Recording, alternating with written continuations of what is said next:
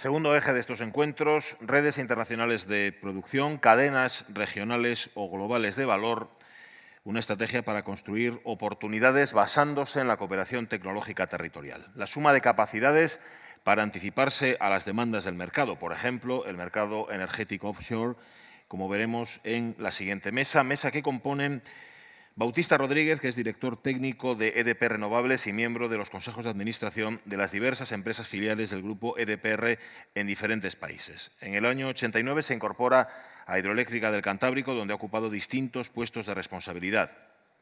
Entre 2002 y 2007 compatibilizó la dirección de renovables y redes en Hidrocantábrico y el cargo de director de construcción de NEO, EDP Renovables. Su ponencia va a versar justamente sobre las perspectivas del mercado internacional de la energía eólica offshore. Miquel Irujo es coordinador presidente durante este semestre de la iniciativa Vanguard, a la que pertenece Asturias. En septiembre de 2015 fue nombrado director de la Delegación del Gobierno de Navarra en Bruselas, ponente de 2 opiniones del Comité de las Regiones sobre el futuro de las estrategias de especialización inteligente y la cooperación interregional y sobre el fortalecimiento de la innovación en las regiones de Europa. Nos hablará sobre los modelos de cooperación interregional en materia de innovación. Y Guillermo Ulacia, presidente de FEMetal, la Federación de Empresarios de Metal y Afines del Principado de Asturias, y del clúster o clúster de fabricación avanzada de la industria del metal de Asturias, Meta Industry 4. Presidente de la Comisión de Industria y Energía de la COE, vicepresidente de Confemetal y FADE, su trayectoria profesional se ha desarrollado en los sectores de automoción, siderúrgico y de energías renovables. Pido un aplauso para los tres.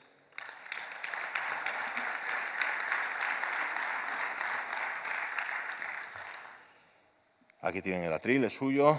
Creo que el primero en intervenir va a ser Bautista Rodríguez, ¿verdad? Muchas gracias. Pasen, por favor, y acomódense. Muy bien. ¿Sales tú ya? Sí, empiezo.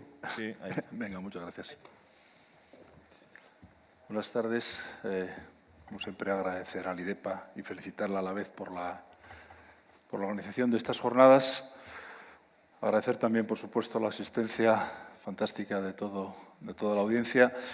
Intentaré ser muy breve. Mi idea es trasladar, en primer lugar, una visión de lo que puede ser el sector offshore actualmente. Es un sector relativamente nuevo en la industria, el eólico offshore.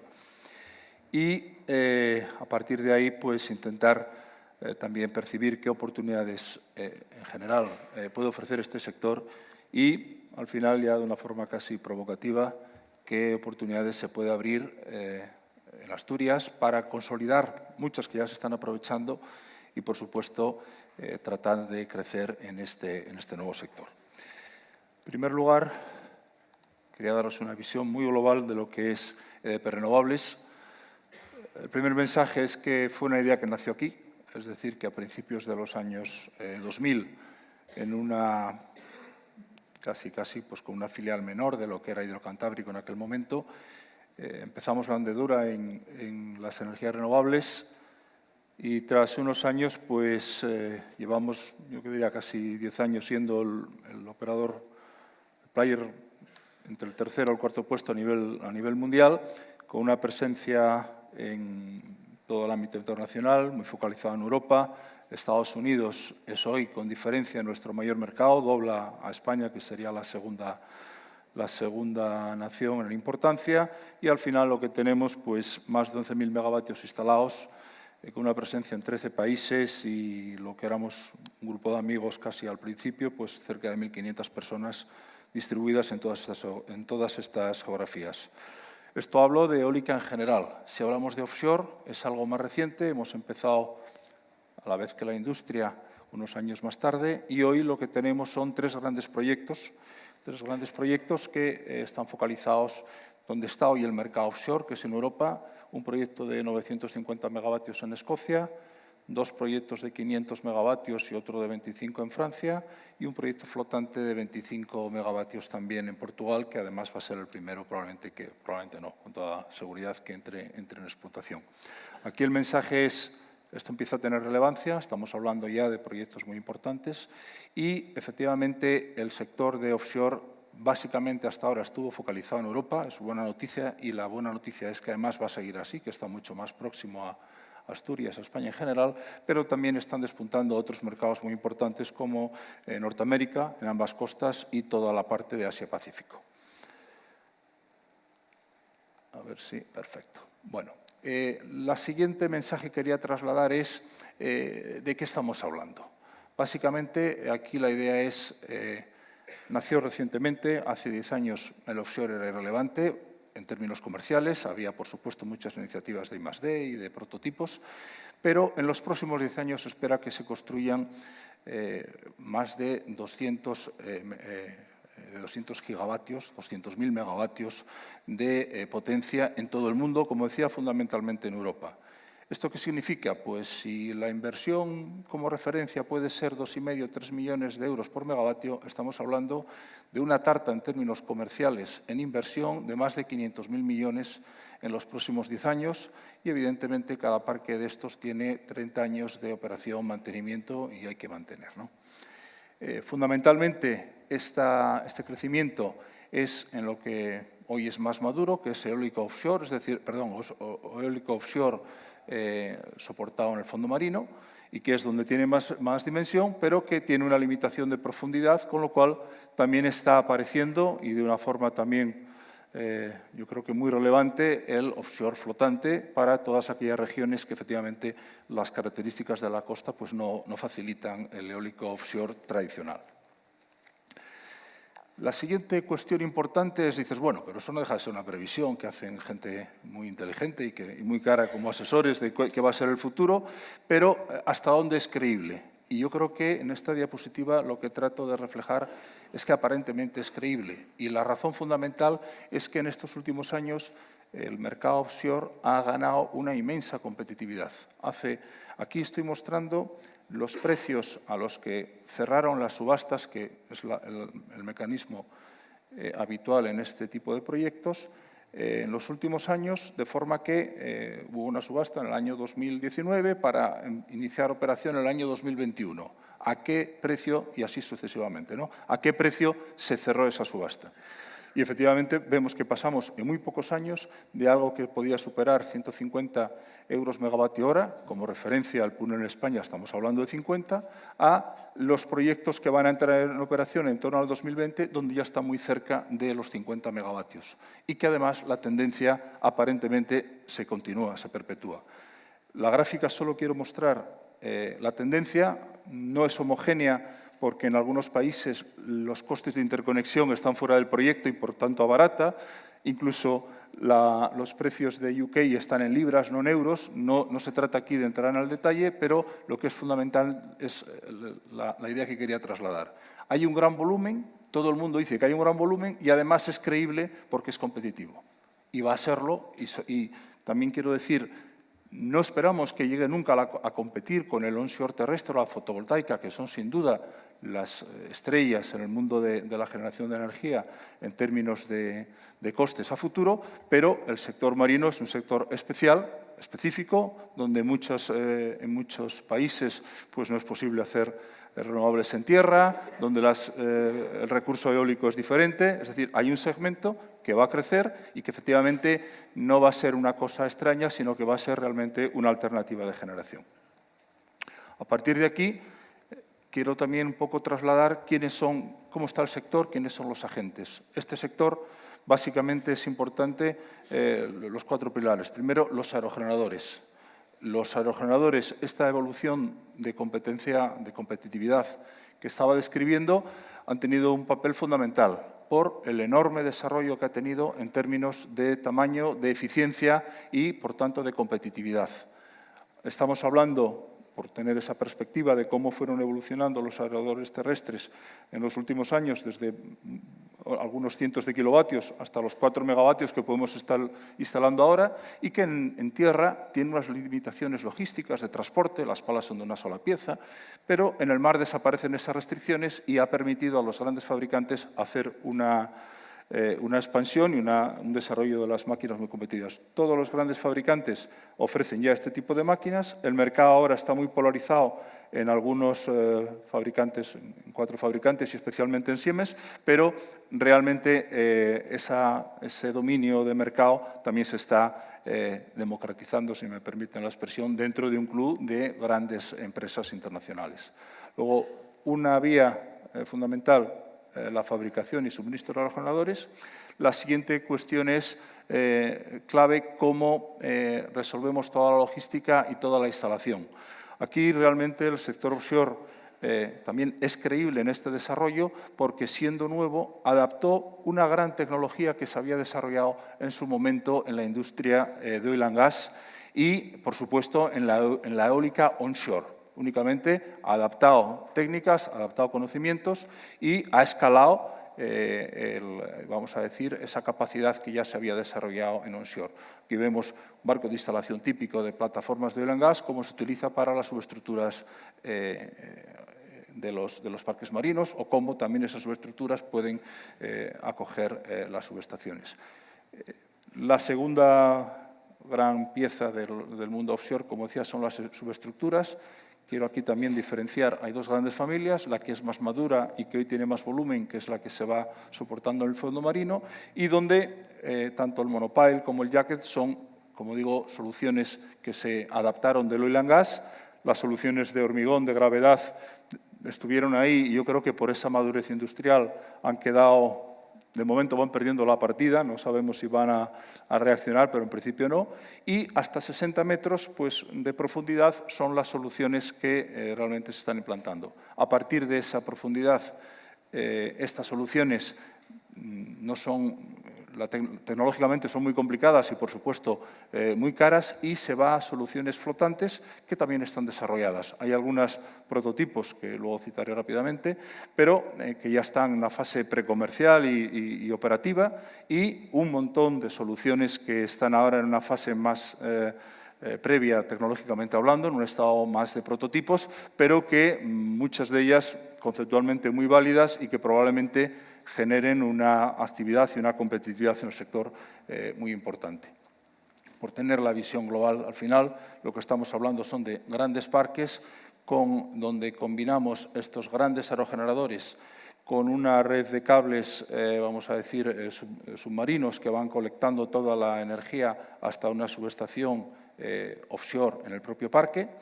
No tenemos limitaciones logísticas, hay un gran espacio disponible en el mar y eso permite que la dimensión de los parques sean realmente espectaculares respecto a lo que habitualmente estamos acostumbrados en tierra. Como decía, nuestro proyecto que tenemos en Escocia son 950 megavatios en un solo proyecto, en potencia estamos hablando de una central nuclear. Finalmente, desde esa subestación, pues, otro cable submarino en una red de muy alta tensión pues, llega a la interconexión con tierra. Esto es lo que hoy está más maduro. ¿Qué está viniendo por detrás? Como digo, los parques flotantes. En la medida que las costas empiezan a tener una profundidad superior a 60 metros, en la medida que efectivamente un país va a necesitar dotarse de esa generación porque otras alternativas tampoco son favorables, es cuando aparecen estos parques flotantes. He citado aquí las 3 tecnologías más desarrolladas. Realmente son diferenciales tanto la tecnología WindFloat como la Statoil. La WindFloat, tengo que decir que fue una startup que nació en el seno de EDP Innovación, en este caso hace más de 10 años, y que hoy pues, es un líder mundial. Una startup que está siendo líder mundial. Statoil es una trayectoria similar con el proyecto Hywind, una empresa de oil and gas noruega que ha apostado en su momento por un desarrollo y que son las 2 tecnologías que hoy tienen parques funcionando, operativos y que son, vamos a decir, los que están un poco a la cabeza de la instalación. Es muy intuitivo pensar que esto es complejo. Hay que dudar, los aerogeneradores, vimos el tamaño que tenían en alguna diapositiva anterior, tienen que ser estables y, efectivamente, conseguir esa estabilidad en un ambiente marino pues es un reto tecnológico fantástico. En el caso de Windfloat, que, como digo, conocemos muy bien, estuvo 6 años instalado en las costas de Portugal. Esa foto corresponde a olas de 18 metros y, efectivamente, lo que ha demostrado en esos 6 años es la enorme estabilidad que consigue con el sistema hidrodinámico de compensación que incorpora. Esto es una foto, quise hacerla muy rápida, que podríamos desarrollar mucho. Y lo siguiente es, dices, vale, hay un mercado, hay oportunidades, aparentemente es creíble, realmente se dan las bases para poder pensar que va a tener ese desarrollo. Un poco se decía antes, ¿qué hay de lo nuestro? ¿Qué nos toca? Aquí, efectivamente, es una opinión muy particular, casi, como decía, también provocativa, pero sí quería dar algunas flashes de dónde percibimos que estamos, dónde creemos que pueden haber más oportunidades para Asturias, tanto para entrar como para consolidar posiciones que tenemos muy importantes o que las industrias asturianas tienen ahora muy importantes y que, en definitiva, puedan capturar, vamos a decir, esa oportunidad. Esto estoy hablando de la realidad industrial, porque hay otra vía que es, ¿podemos instalar parques offshore en Asturias? Costa tenemos. Yo no sería muy optimista, no tenemos un viento espectacular en nuestras costas y, además, efectivamente, la profundidad marina es importante, con lo cual siempre tendríamos que ir a la solución flotante, que dentro de todo el margen renovable, por ejemplo, pues es la menos competitiva, menos que la terrestre, menos que la fotovoltaica, menos que la offshore fijada en el fondo marino. En cambio, efectivamente, Asturias pues, tiene una gran presencia en muchos de los sectores. No quiero más que citar algunas ideas y, como decía, reflexionar sobre dónde podríamos desarrollarnos. La innovación tecnológica, aquí se ha dicho muchas veces y me gustaría señalarlo, esto es un club de primera división. Aquí, un parque de estos, estamos hablando de miles de millones. Los inversores siempre son empresas multinacionales, de oil and gas, empresas eléctricas, consorcios de empresas, y todos los desarrollos están en un nivel realmente muy complejo. Pensar que individualmente se pueden hacer grandes aportaciones es poco realista. La unión, el ser capaz de vertebrar todas las iniciativas de innovación que se tengan a nivel regional, a nivel nacional, a nivel internacional, creemos que de verdad es la única vía de poder tener algo que aportar y, efectivamente, participar en este sector. Ingeniería y diseño, tenemos también cosas importantes. Por una parte, la optimización o la adaptación de la ingeniería para la fabricación. Asturias somos más fabricantes que ingenierías, pero entre un buen diseño y un diseño competitivo a la hora de fabricarlo hay un recorrido, yo creo que ahí es importante. Subestaciones flotantes. Todos los parques offshore que existen hoy son de tamaño relevante, incorporan una subestación fija, apoyada en el fondo marino. Los parques offshore flotantes que están en explotación y que estamos desarrollando, de momento tienen un tamaño pequeño, son 25 megavatios, 30 megavatios, 50 megavatios, tienen conexión directa. Todos los proyectos que todos los promotores estamos desarrollando para el futuro, estamos hablando de 500 megavatios o más, van a necesitar una subestación. No hay. Tenemos subestaturas flotantes, tenemos subestaciones offshore, hay que conjugar ese conocimiento y proponer soluciones competitivas para este tipo de soluciones. Es fácil, la tecnología es conocida, pero el demonio está en los detalles. El ser capaz de hacer esa solución óptima será la que al final lleve a tener esa preponderancia, ¿no? Fabricación. Tenemos mucha tradición también en Asturias de fabricar torres, de fabricar subestructuras fijas, yaques, monopiles. Hablaba del offshore flotante. Hay 2 proyectos hoy, cuando hablamos de subestructuras. Luego hay prototipos, pero proyectos hay 2. En Escocia, uno del Statoil de Hywind, en Portugal el nuestro de Windfloat, y otros 2 que están también un poco más retrasados en el tiempo, uno en Francia de flotante y otro en Escocia. De los 2 que están más adelantados, las subestructuras todas fueron fabricadas o total o parcialmente en Asturias. Esto es una posición de dominio. Yo creo que es importante, tenemos que creérnoslo. Tenemos que creérnoslo porque esto puede tener desarrollo y alguna ventaja estamos teniendo ahora. Subestaciones eléctricas, lo he citado, marinas, tenemos que hacer un diseño optimizado. todos estos barcos necesitan operarse y mantenerse. Yo creo que para esto necesitan barcos un gran volumen. Son lanchas, ya existen en el mercado, pero va a haber un gran desarrollo de demanda de este tipo de barcos, tanto soluciones para ir y volver diariamente desde la costa cuando no están a distancias alejadas, como barcos hotel donde están unas semanas el personal de campo manteniendo y va y viene. Este tipo de barcos va a tener una demanda creciente y creo que también es una oportunidad para la región. Finalmente, también señalo como última idea, todos estos grandes componentes se estropean. Ahora estamos instalando grandes generadores, estamos instalando grandes multiplicadoras, rodamientos principales, son todo piezas que pueden costar más de 1 millón de euros. Dentro de unos años empezarán a estropearse. Hay que tener capacidad de reparación con un nivel de competitividad absolutamente de primera división, como decía antes. Creo que Asturias, como se citó antes, pues tiene una tradición, un conocimiento profesional, un know-how adquirido en este sector donde puede tener un papel pues muy relevante. No sé si me excedí de tiempo, que esas cosas pasan, pero eran los primeros principales mensajes que quería dar. Si luego en la conversación podemos debatir cualquier punto. Muchas gracias.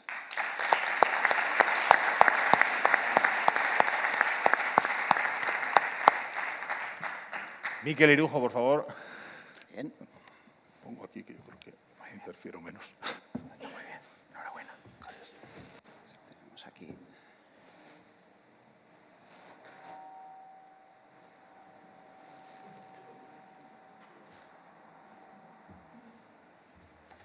Bueno, mientras voy empezando, así ganamos, como vamos con retraso en el programa. Lo primero, dar las gracias a IDEPA por la invitación, especialmente a Eva, y darles la bienvenida también a la Junta Ejecutiva de Vanguard, en la cual han sido elegidos para el semestre, todo el año que viene. En segundo lugar, empezar por una mejor reflexión más general. En el libro blanco sobre el futuro de la Unión Europea, el año pasado, el presidente Juncker nos da muchos datos, pero hay dos a lo mejor muy relevantes. Hace poco más de 100 años, el 25% de la población mundial vivía en Europa. Hoy en día, 110 años más tarde, apenas somos el 6% de la población mundial. En los últimos años también, eso está todo en el libro blanco, en el 2004, el peso de la economía de la Unión Europea en el mundo era del 32%. En el 2014 había bajado al 24%. Esos son datos que están ahí, esto no es la verdad, con lo cual quiere decir que Europa, esa Europa que vemos en azul y nosotros siempre ponemos en el centro, se está haciendo cada vez más pequeña. Alemania es un país minúsculo en el mundo. Y esto es algo que yo creo que se empieza a ver desde la Unión Europea como una realidad, no es algo que viene, sino que está ahí. Ante todo, estoy simplificando mucho, yendo muy corto, el año 2009 la Unión Europea publica un estudio en el cual le encargo mucha energía, que es el conocimiento para el crecimiento. Y en esta misma también detalla una serie de planes. Hoy el presentador nos habló de mitología. Cuando Pandora abre la caja, también sale un hilo que decían que era de color azul. El azul es el color de la esperanza y es el color de la bandera de la Unión Europea, no es casualidad. Y por eso mismo también en este documento, digamos, que se convierte en ciertos aspectos en la Biblia que va a seguir la Comisión Europea hasta pasados 10 años, desde el 2009 hasta ahora, para empezar ya se ejecuta lo que se empieza a plantear, lo que es la Europa de la innovación, la Estrategia 2020, en el cual también se crean un sinfín de organismos que es casi imposible seguir, los ETPs, los JTIs, los EPPs, los CPPs, etcétera, etcétera, en la cual la Comisión Europea, la Unión Europea, lo que pretende es organizar todo el sistema de innovación europeo. Y en el caso, por ejemplo, de las JTIs, a llamar a la industria, les llama a su puerta, le dice, toma, aquí os voy a dar un presupuesto del Horizon 2020, 7.000 millones de euros, lo podéis gestionar, más o menos, con control. Pero esa es un poco la idea. También lo hace con centros tecnológicos, etc. Eso es la Europa de la innovación. Pero también piensa, es cierto que esto no va solo de innovación. Ser más competitivos en el mundo es mucho más que ser solo competitivos en el mundo de la innovación. Esto va de industria. Y dentro también de las muchas políticas que plantea ese documento, se plantea el nacimiento de las estrategias de especialización inteligentes. Es una más, pero es una importante. Ya se prevé el año 2009 que esto es algo que hay que hacer. En el año 2009 la Comisión Europea detecta que no sabe lo que están haciendo las regiones y, ojo, muchos Estados miembros. La S3 no es solo regional, según el tamaño del Estado también es estatal. Y dice, bueno, pues esto es algo que hay que acabar. Vamos a obligar a las regiones a que ejecuten una especialización inteligente cada de ellos, porque esto lo que va a producir es, en primer lugar, que ellas mismas tengan que activar y ser más competitivas dentro de su, digamos, territorio, pero también nosotros, como Comisión Europea, para tener un mapa de quién está haciendo y qué en la Unión Europea, porque todo eso va ligado también a las inversiones. Y aquí tenemos un ejemplo, digamos, de malas prácticas de la Unión Europea. No sé si estarán esta información me la dio el director del Centro de Energías Renovables, CENER, que está en Navarra, que nosotros construimos hace 12 años un centro de laboratorio de ensayos de aerogeneradores, en el cual invertimos aproximadamente unos 50 millones de euros. Pasados 12 años, la Unión Europea ha construido otros 4 para hacer no lo mismo, pero cosas similares en muchos casos. En Estados Unidos solo tienen un centro de estas características y en China también han construido solo uno. Esto quiere decir que nos hemos gastado Europa, ese continente azul, 300 millones de euros solo en la construcción, no hablemos ya de lo que es el coste de mantenimiento anual, mientras que en otras partes del mundo han construido uno. Este es un ejemplo que no nos convierte en más competitivos en el mundo, pero sí que nos hace ver que realmente algo habría que cambiar. Porque lo peor de este mapa que tenemos aquí no es que se haya hecho o no, porque obviamente es facultad de cada región, de cada Estado miembro, construir o no sus infraestructuras. Lo peor es que en todos ellos se han usado fondos europeos, en mayor o menor medida, y ninguno de ellos habló entre ellos antes de construir este laboratorio. Por cierto, 2 de ellos están en Alemania y muy pegaditos. No hubo un diálogo previo. Con lo cual, se crea, como digo, la especialización inteligente. El reglamento del 2013 lo convierte en obligatorio. A partir del 2014, todas las regiones, insisto, más de un Estado miembro de la Unión Europea empieza a desarrollar sus estrategias de especialización inteligente. Y en paralelo, un grupo de regiones, que ahora somos 34, crean Vanguard Initiative. Y Vanguard Initiative lo que tiene, no voy a repetir porque se ha dicho tanto, sobre todo en el panel anterior, cadenas de valor, cooperación, colaboración. En definitiva, Vanguard Initiative es el objetivo que tiene, basado en las especializaciones inteligentes de cada uno de ellos, basado en una metodología clara que nosotros definimos como aprender, conectar, demostrar y luego comercializar. Y toda la fase de aprender está basada en la especialización inteligente de cada región, porque ahí es donde vamos a detectar quién está haciendo lo que y cómo lo está haciendo, de alguna manera. Comercializar, ¿por qué? Porque eso también está en el informe del 2009 de la Comisión Europea. En Europa invertimos muchísimo en investigación, también se ha dicho antes, pero a la hora de que esa investigación llegue a mercado, estamos porcentualmente en la mitad de lo que consigue Estados Unidos. Con lo cual también todo esto no tiene sentido si no se hace partiendo de un diálogo previo con la industria, que, insisto, es la clave, si se ha hecho bien, de la especialización inteligente, en la cual tiene que haber un proceso de diálogo con la industria. Voy a ir abreviando, porque así... ¿Qué hace la Comisión Europea? Con Vanguard Initiative empezamos a trabajar las regiones. Después de esa fase de conocernos, empezamos a conectar y se decide cooperar en 5 áreas temáticas, en bioeconomía, en energía, que hoy en día es prácticamente todo offshore, en nanotecnología, en otros temas, y cada uno de estos pilotos que llamamos sacan unos casos demostradores, que luego contaré un par de detalles muy brevemente. La Comisión Europea ve esta metodología, ve esta filosofía y dice, me gusta, la voy a copiar. Y crea lo que hoy en día son las plataformas temáticas, cuya asamblea ha tenido lugar lunes, martes y miércoles en Bilbao de esta semana. Al final, estamos más de unas 150 regiones colaborando en este tipo de plataformas temáticas. Y las plataformas temáticas, no voy a repetir, es un modelo Vanguard, pero ya impulsado por la Comisión Europea. Ahora mismo hay 3 plataformas temáticas, una de modernización industrial, otra de agroalimentación y otra de energía, en la cual puede haber regiones que digan, yo quiero colaborar en este tema, tengo mi voluntad, voy a intentar lanzar una plataforma temática empieza esa fase de aprendizaje con otras regiones y crean a lo mejor un punto común. Por supuesto, mucho basado en tecnología, en posibles inversiones conjuntas en tecnología, pero no solo. Vemos que hay también algunos de ellos como deportes, economía social, por cierto la lidera Navarra, porque inversión es cualquier cosa, no son solo infraestructuras, también son servicios.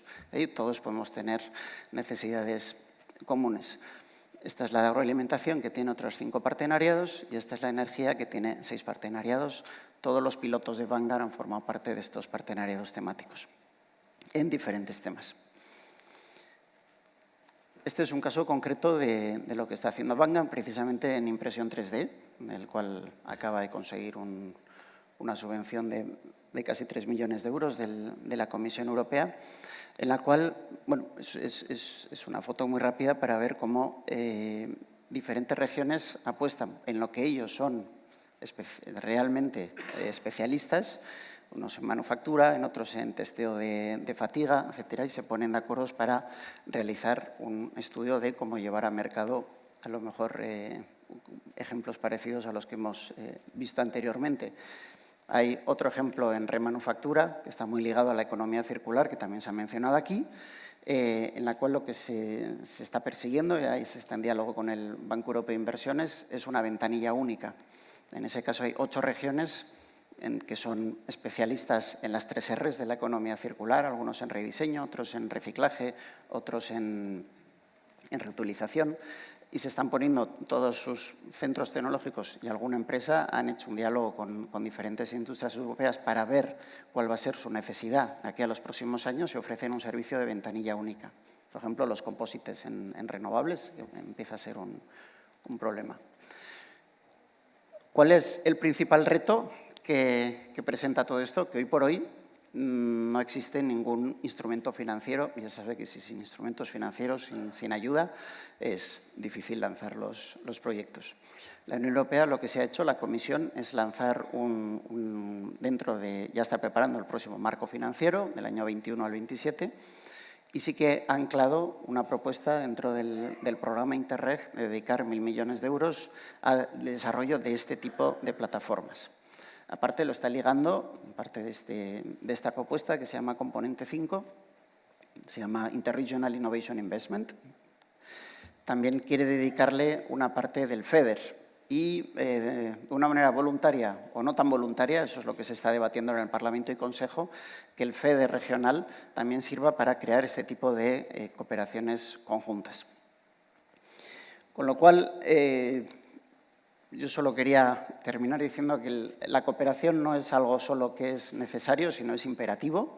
O sea, es así como lo están viendo desde Bruselas, la Comisión Europea, por los datos que he citado y muchos más. Europa se está quedando muy pequeña y la colaboración es algo imperativo. Entonces, eso quiere decir que ya sabemos cómo es la Comisión Europea y cómo funciona la Unión Europea. Es bastante rodillo y esta idea la tienen entre ceja y ceja. Entonces, todo este tipo de cooperaciones, las que he mencionado, el KIC, JTIs, JPIs, todo eso va a seguir adelante de una manera u otra y lo van a reforzar, pero este tipo de cooperación regional también va a ser una realidad a partir del 2021 de una u otra manera. Entonces, es mejor estar preparados y yo, desde luego, sí que animo a participar o al menos estar informado de estas plataformas temáticas porque el 2021 es mañana, yo creo que todos tenemos que estar preparados. Muchas gracias.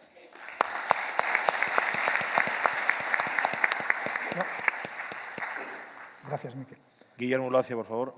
Sí, buenas tardes. Lo primero que quisiera hacer es felicitar al IDEPA por ese reconocimiento, ese premio que le han entregado a nivel europeo como una de las agencias de desarrollo local más innovadoras a nivel europeo. En segundo lugar, recordar que estando en una reunión parecida a esta, tuve la oportunidad de escuchar al presidente de Colombia y cuando el presidente de Colombia se acercó para dirigirse a todos nosotros, pues nos contó la anécdota de que en una ocasión, estando en Colombia, pues fue a hablar y le dijo el coordinador de la reunión: ¿usted, señor presidente, trae el PowerPoint o tiene algo que decirle? Bueno, pues en mi caso yo no he traído el PowerPoint y tampoco tengo nada que decir porque todo lo han dicho tan bien los que me han precedido que realmente creo que podríamos reducir todo el tiempo que queda. pero sí que les voy a explicar muy brevemente cuáles son las principales creencias y los principios que nos llevaron de forma colaborativa a el Master Industry 4.0. Lo primero, voy a intentar también remontarme a muchos años antes en la historia. Henry Ford dijo algo así como que llegar juntos es el principio. Mantenernos juntos es obviamente el progreso y trabajar juntos es el éxito.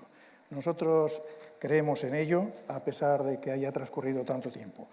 ¿Cuáles son algunas de las tendencias que nosotros estamos observando atendiendo a los diferentes foros de conocimiento que nos estaban diciendo no solamente cuál es la situación actual, sino la macrotendencia que está afectando a nuestras vidas y a nuestras empresas? Bueno, pues una de ellas, que es claramente, y yo creo que la hemos estado compartiendo todos nosotros, es la divergencia demográfica y la convergencia tecnológica. Esto es algo que no ha ocurrido nunca antes a la velocidad que está ocurriendo ahora. El mundo sigue creciendo, ya vamos a alcanzar los 9.200 millones en el planeta y ya no hay barreras que impidan que la transmisión del conocimiento prácticamente se haga en tiempo real. Dicen que en los próximos años más de 2.000 millones de personas se van a incorporar a la clase media. Es obviamente una demanda que nos está esperando. El mundo está hiperconectado, no existirán fronteras físicas, tampoco nos vamos a encontrar con otro tipo de limitaciones. Y lo que está claro es que ese crecimiento mundial se va a basar en una mayor urbanización, es decir, vamos a ir hacia las ciudades. Y se está produciendo un efecto de que ya no son los países, sino que son las ciudades los motores del desarrollo económico del futuro. Por otra parte, ¿cuál era el otro principio sobre el que tendríamos que estar trabajando? Bueno, la globalización obviamente da muchísimas oportunidades, también nos trae nuevos desafíos y nos encontramos con que en el futuro las empresas o disponen de un producto o un servicio realmente premium, es decir, algo que tecnológicamente sea muy avanzado y encaje perfectamente con esas nuevas necesidades que los nuevos clientes van a pedirnos, o tienes que ser un low cost, un bajo productor, con un coste muy competitivo. Todos los que estemos en la zona intermedia estamos llamados a desaparecer. Entonces, este era un desafío importante. El crecimiento va a ser asimétrico. No es lo mismo en los países desarrollados que en los países en vías de desarrollo. Y si no somos capaces de seguir manteniendo la globalización y haciendo que realmente no se pongan trabas a la competitividad a nivel mundial, todas aquellas empresas que estamos en mercados maduros, desarrollados, industriales, pues obviamente vamos a tener un bajo crecimiento, mientras que los demás van a tener un crecimiento más elevado que el nuestro y ellos aprovecharán esas economías de escala, esa transferencia de conocimiento, ese predominio, ese tamaño para atacar a los pocos que todavía queden. Lo cual quiere decir que nosotros tenemos que empezar a pensar cómo vamos respondiendo a todo este tipo de desafíos. Por si fuera poco, cuando estamos saliendo a competir a proyectos internacionales, una de las condiciones que nos están poniendo a partir de ahora, en la mayoría de los casos, es que nos comprometamos no solamente a conseguir un proyecto competitivo en plazo, en tecnología, en coste, en calidad, sino que tenemos que estar desarrollando a las bases locales. Lo cual quiere decir que además de conseguir el proyecto, el compromiso es desarrollo de inversión y de empleo y de empresas en esos países que al día de hoy son los que mayor potencial de crecimiento tienen. Bueno, pues, ¿cuál es nuestra realidad? Nuestra realidad es que tenemos pocas empresas ancla. Hoy hemos tenido la oportunidad de estar aquí con EDP, de que es realmente un líder en el sector, no solamente de energías renovables, renovables marinas, renovables terrestres. Todavía recuerdo yo que fui el que le vendí el primer parque en Texas y me corrieron a gorrazos no sé cuántos años, con lo cual la operación de mantenimiento tiene su importancia. Bueno, pero más allá de esta... Y sigue funcionando, afortunadamente. Bueno, luego lo incorporaremos toda la estrategia de ArcelorMittal de los recambios, ¿no?, en tiempo real, con lo cual vamos a ahorrar muchísimo. Y bueno, pues se ve que que la tecnología avanza y facilita el ciclo de vida y que además entremos en economía circular. Bueno, decía que nuestro tejido empresarial está caracterizado por muy pocas empresas anclas. Es cierto lo que nos ha comentado. Nosotros en energías renovables tenemos una presencia en la cadena de valor muy importante en la infraestructura y obviamente podemos estar orgullosos de ese posicionamiento competitivo que tenemos. No solamente en lo que es una energía renovable, también hemos visto que las energías convencionales también sabemos hacer y estamos desarrollando proyectos a lo largo y ancho del mundo. ¿Y qué nos está ocurriendo? Bueno, pues lo que nos ocurre es que como tenemos poco y tenemos una gran fragmentación, muchísimas pequeñas y medianas empresas, este es nuestro talón de Aquiles, esta es nuestra debilidad. Y durante muchos años estamos diciendo que nos tenemos que estar aproximando a las pymes, que tenemos que ver cómo en España hacemos que el tamaño de las pymes sea al menos equivalente al que tienen en Alemania. Pero la realidad es que algo ocurre, algún tipo de virus tenemos, no sé si es el síndrome del empleado número 50, si es la fiscalidad que se impone por pasar de 49 a 51, algo tiene que estar ocurriendo, pero el caso es que nosotros seguimos teniendo empresas muy pequeñas, microempresas, nanoempresas, y así va a ser difícil mantenerse. Lo cual no quiere decir que sea un problema, sino que tenemos que empezar a especializarlas porque efectivamente el cambio de modelo de la conectividad que se van a producir por el conocimiento que produce, no hace falta tener una gran empresa totalmente integrada. Probablemente lo que tenemos que hacer son redes. Y antes de llegar a las redes, pues nos pareció oportuno constituir el clúster con el ánimo de que tanto la universidad, los centros de conocimiento científicos, tecnológicos, como los agentes económicos, como lo que son las empresas, como son la propia administración, tuviéramos un proyecto en común, un proyecto donde la competencia y la colaboración sean los principios de acción y nos permitieran realmente seguir trabajando. Bueno, ¿qué se ha dicho? Que la especialización inteligente parte de eso que nos acaba de decir Miquel, ¿no? De que, por cierto, yo también intervine en los 50 millones del CENER, era Gamesa quien propuso y bueno, no sabía yo que habían hecho los alemanes también el suyo. Pero la idea no fue que ellos lo hicieran, sino que vinieran todos a Navarra a hacer sus ensayos. Bueno, lo cual quiere decir que la especialización inteligente es una respuesta de que vamos a ver si no tenemos café con leche para todos y sabemos cuál es la atracción empresarial y el conocimiento que se tiene y cómo vamos haciendo que eso vaya creciendo y se ponga en un diferente nivel de competencia. Pero aquí tendríamos que aprender un poco también de los japoneses. Los japoneses en un determinado momento dijeron, bueno, vamos a hacer una economía prácticamente planificada, digamos cuáles son los sectores que nosotros creemos que son estratégicos y asignemos todos los recursos a esa selección de sectores estratégicos y olvidemos aquellos que pueden ser maduros o que no tienen capacidad de crecimiento. Pues los japoneses que lo hicieron hace muchos años descubrieron, por ejemplo, que ellos identificaron como un gran sector estratégico el sector de automoción y obviamente invirtieron mucho en automoción, pero no descubrieron que iban a ser un sector puntero en motos. Las motos llegaron antes que los coches y curiosamente nadie estuvo apoyando que ellos tengan un liderazgo a nivel en motos. La conclusión es que no depende de lo que haga la administración o la decisión que tenga que tomar. Va a depender de la atracción empresarial y del conocimiento que se tenga y esa ambición y ese conocimiento compartido para realmente aspirar. Lo cual quiere decir que cuando estamos tomando decisiones no digamos cuáles son los sectores o las tecnologías que van a vencer o no vencer, sino que realmente dejemos que el trabajo les lleve a esas posiciones de liderazgo.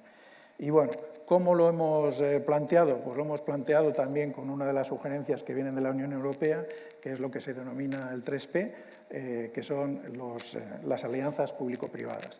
Creo que cada día tiene muchísima más importancia que todo este tipo de iniciativas se hagan de forma coordinada, de forma cooperativa, en la que las empresas y, como he dicho antes, todos los agentes intervengamos. Y aquí es de agradecer, y así públicamente lo quiero hacer, pues todo lo que nos apoya IDEPA y Asturés y todo ese trabajo que hemos hecho de validar de 22 potenciales cadenas de valor que hemos identificado en Asturias, cuál era en la que nuestras empresas estaban mejor posicionadas. Y al final, de las 22, por ejemplo, en barcos, ya hemos hecho barcos tecnológicamente súper avanzados, ahora se trata de hacer muchos más, pero realmente estamos en energía, en siderurgia y en petroquímica, y dentro de la energía tanto la renovable como la convencional. Tendríamos movilidad sostenible, quiere decir que nosotros tenemos suficiente germen y ahora lo que tenemos que hacer es todavía colaborar no solamente entre nosotros, sino a nivel mundial para que emerja con fuerza todo el conocimiento y el saber hacer que las empresas y los asturianos tienen. Y eso es todo. Muchas gracias. Tengo una pregunta para cada uno de ustedes. Les voy a pedir extrema concisión. Para Bautista Rodríguez, estamos hablando del contexto de las cadenas de valor. ¿Qué distingue una relación de subcontratación y una relación de colaboración empresarial? Es decir, ¿qué es lo que comparten? ¿Riesgos, por ejemplo? Sí, efectivamente, la pregunta introduce yo creo que muchos matices muy interesantes.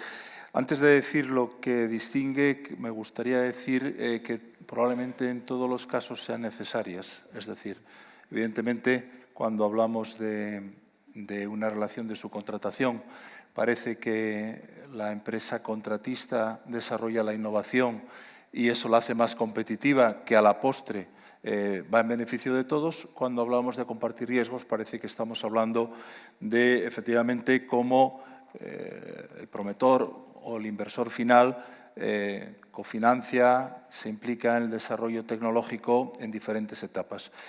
Digo que creo que hay esas diferencias, pero creo que necesitamos, realmente no es una opción, creo que es la única vía, es aprovecharlas todas. Yo creo que efectivamente, y si hablamos del mundo de offshore, que es un poco lo que hoy venía a comentar, creo que hay una etapa inicial donde hay que hacer innovación, estamos hablando de startup, de digitalización, de tantas pequeñas iniciativas que hay que aglutinar y que las grandes empresas promotoras, pues cada una con su estilo, con sus brazos, vamos a decir, de apoyo a la financiación, tratan de impulsar. Citaba antes EDP Innovasao en su momento como el instrumento que tiene el grupo EDP en su momento, apoyó Principal Power como startup y hoy es un líder mundial 10 años más tarde, no fue un periodo infinito. Hay una etapa intermedia desde mi perspectiva donde quizás la empresa industrial también le interesa tener autonomía, tener la posibilidad de hacer innovación y no estar vinculada a un promotor que luego le va a restringir a lo mejor la oportunidad comercial. Y finalmente hay otra etapa donde este mundo es competitivo y yo creo que aquí hay que también quitar una idea del inversor como alguien que quiere obtener el mejor precio, muy simple, para tener mejores beneficios. Al menos en este sector, como decía, estos son todos subastas. Aquí o ganamos todos o perdemos todos. Y cuando estamos hablando de presentar una oferta a la hora de ganar, para poder desarrollar un parque en cualquier geografía del mundo, la composición final de la competitividad va a ser cómo somos capaces de innovar el promotor con toda la cadena. Y aquí, cuando hablo de innovar, también me gustaría introducir, por supuesto, la innovación tecnológica. Yo soy ingeniero, somos ingenieros muchos aquí, y efectivamente eso es un elemento clave, si no, es muy difícil. Pero hay que innovar en procesos, hay que innovar en sistemas de financiación. Yo recuerdo cuando íbamos a Estados Unidos, cómo algunos promotores nos sorprendían qué subastas hacían, y tenían una estructura financiera complicadísima. Pero es que esto también es innovación. Es también innovación cómo asociarse distintos sistemas de partnership entre proveedores y demás para, efectivamente, al final ser competitivos. Porque, como digo, y cada vez más, no se trata de que gane uno y pierda otro, se trata de que tener presencia implica tener esa competitividad y requiere aprovechar absolutamente toda la cadena de valor. Nosotros tenemos experiencia de perder ofertas por €1, la vida es así. Otras veces las ganamos por poco. Y al día siguiente, cuando pierdes algo por €1, te das cuenta de que aquel pequeño detalle que habías desatendido hubiese sido clave. En ese sentido, insisto, es diferente, pero creo que el mensaje principal es aprovechar efectivamente todas las modalidades de colaboración en la cadena de valor. Miquel Irujo, ya que estamos hablando justamente de industria offshore, son muy dispares las regiones industriales europeas en cuanto a competencias y a capacidades frente al mercado de la industria offshore? Es decir, ¿en qué aspectos se pueden plantear los principales elementos de colaboración?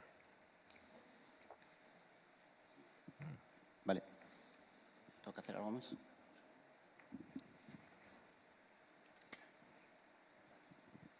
Voy respondiendo. Hombre, la disparidad es enorme. ¿Sabe? Vivimos en un continente donde el lema de la Unión Europea es unidos en la diversidad. Quiero decir, yo creo que eso lo está diciendo todo, pero la disparidad, quiero decir, también es enorme en el mundo industrial y no es... No puedo dejar esto bien. Y no es obstáculo para que también pueda haber colaboraciones, porque sobre todo cuando hay una necesidad, que es lo que quería insistir, digamos, durante la presentación. Esto no es solo que es un deseo, el colaborar, no es una necesidad, porque somos ya un continente muy pequeño y ya sabemos lo que está pasando en Asia, somos Estados Unidos y necesitamos tener esta competitividad. Claro que es difícil, la Unión Europea es difícil. Cualquiera que hayamos intentado, yo vengo del mundo del derecho, hice la tesis sobre comitología, que es el derecho administrativo de la Unión Europea, y os puedo asegurar que nadie podría creer que todo lo que yo estudié en aquella tesis se está aplicando en realidad, porque es tan complejo y funciona, y que se hagan acuerdos y que todos los días la Unión Europea está adoptando este tipo de acuerdos y legislación y regulación que hace. ¿Por qué lo hace? Porque es necesario, porque todo el mundo vemos que es necesario. Con lo cual, la diversidad, enorme. El nivel competencial de regiones, enorme. El nivel de capacidad de inversión de cada región, también enorme. Pero es verdad que por primera vez, y ahí sí que destaco la importancia, y así se ve desde luego desde gran parte del sector de la Comisión Europea, de la especialización inteligente. Porque, insisto, es la primera vez que por lo menos hay una radiografía general de lo que está haciendo cada región y cuáles son los planes a futuro que tiene. Con lo cual, usando eso como uno de los pilares, no el único, obviamente, también está la política de clústeres, también hay un montón de... pero todo eso es lo que hay que hacer para ser más competitivos. Y como último, es una necesidad y con lo cual la Unión Europea lo va a aplicar como un rodillo. Cuanto mejor preparados estemos, mejor, porque eso es una realidad que nos viene ya. Hablando de Europa, precisamente, MetaIndustry fomenta proyectos paneuropeos. Yo quería preguntarle a Guillermo Ulacia cómo de realista es pensar o cómo de lejos está el construir cadenas de valor que tengan eso, alcance europeo. Perdón, que tenga alcance. Alcance europeo. Bueno, yo creo que, ya que seguimos hablando de Europa, Europa tuvo una iniciativa dentro del programa COSME que se llama Clusters Go International. Entonces, bueno, fue primero una experiencia piloto que ha resultado muy satisfactoria y finalmente en febrero de este año han vuelto a hacer otra convocatoria en la que se han unido en proyectos, creo recordar que son 23 países y se han involucrado más de 123 organizaciones y van a atender pues a algo así como equivalente a unas 17.000 pymes. Y todo ello es porque se quieren desarrollar cadenas globales de valor, propuestas europeas en mercados, en países tales como Estados Unidos, Singapur, Corea del Sur, etcétera. Lo cual quiere decir que sí, que ya nos hemos puesto en marcha, que no solamente estamos colaborando entre las empresas, sino que estamos haciendo que esta red de clústeres, todas ellas, empiecen a potenciar, a buscar las sinergias necesarias para ¿qué? Para seguir compitiendo y fundamentalmente con el concepto Industria 4.0, es decir, cómo vamos a hacer que se incremente o que se reduzca el tiempo, el time to market, el tiempo desde que sale la necesidad hasta que tiene la propuesta. Cómo incrementamos la flexibilidad que tenemos en todos los sistemas, en el diseño, en la ingeniería, en el prototipo, en la fabricación, en la expedición. También lo tenemos que estar haciendo aprovechando el desarrollo tecnológico y cómo todo eso redunda en un coste que nos permite ser a nivel de precio los más competitivos. Muchas gracias a los tres. Un aplauso, por favor.